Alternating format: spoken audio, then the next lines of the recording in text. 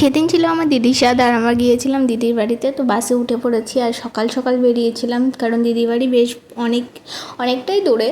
তো যাই হোক, বাসে উঠে পড়ে আমাদের তো আর ভালো লাগছিল না, 3 ঘন্টা বাস জার্নি, বাপরে! দেখো চোখ মুখের হাল তো একদম খারাপ, পুরো ধুলোবালি মেখে একাকার। আর যা গরম পড়েছিল সেদিন কি বলবো। তা আমরা তো ভাবছিলাম কখন যে ওদের বাড়ি পৌঁছাবো। তারপর ওদের বাড়ি এসে সবার সাথে কথাবার্তা বলে আড্ডা ইয়ার্কি মেরে একটু মনটা ভালো লাগলো, মুডটা একটু ফ্রেশ হলো। তো আমরা এখানে বসেছিলাম আর এদিকে ওর ননদ যা সবাই মিলে দিদি যে খাবারগুলো খাবে সেগুলোকে সুন্দর করে সাজাচ্ছিল। আর এই পানের পাতা ফুলের পাপড়ি দিচ্ছিল, সাজানো প্রায় অলমোস্ট রেডি।